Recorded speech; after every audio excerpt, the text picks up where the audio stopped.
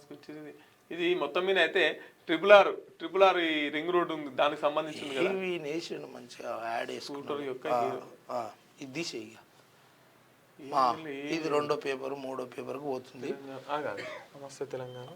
బట్టి తీవ్ర మనస్తాపం ఏదో రాశారు కదా ఫస్ట్ ఈయనదేనా ఇప్పుడు రేవంత్ లీకులపై దళిత ఉప ముఖ్యమంత్రి ఆవేదన కావాలని బదనం చేస్తున్నారని ఆక్రోశం దీనికోసమా మనం 10 ఏళ్లు తన్లాడింది అసలు కాంగ్రెస్ నేతలను అనగదొక్కుతున్నారు బట్టికి సీరియస్ మంత్రుల సంఘీభావం ముఖ్యమంత్రి తీరుపై హైకమాండ్ నిన్న ఆయన అలిగిపోతున్నాడు జీవన్ రెడ్డి గాంధీ భవన్ నుంచి చల్ నీ మీటింగుల్లో ఉండా ఇదే పద్ధతి అని చెప్పేసి మీటింగ్ కు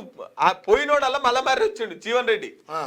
ఎందుకోసం అంటే అక్కడ ఉన్న బీఆర్ఎస్ పార్టీ ఆయనను గాంధీ భవన్ లో పిలిచి పక్కనే కూర్చోబెట్టిరట యుద్ధం చేసిందే ఈయన మళ్ళీ ఆయన తీసుకొచ్చి పక్కన కూర్చున్న పెడితే గీనతో నేనేడ కూర్చుంటా అని చెప్పేసి లేచి వెళ్ళిపోయిండు ఒక్కటి గుర్తుంచుకోవాల్సింది ఏంటంటే తెలంగాణ రాష్ట్రంలో ఒక డిఫరెంట్ రాజకీయం నడుస్తూ ఉంటుంది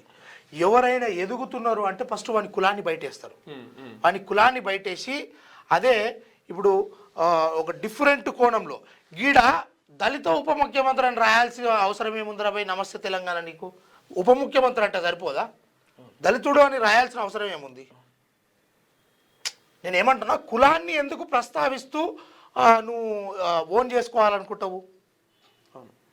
అవునా కాదా ఉప ముఖ్యమంత్రి ఎంత అవునన్నా కాదన్నా ఈ రాష్ట్రానికి ఉప ముఖ్యమంత్రి ఆయన అమ్మ ఇంత ఏం రాసుకొచ్చిండు రేవంత్ లీకులపై దళిత ఉప ముఖ్యమంత్రి ఆవేదన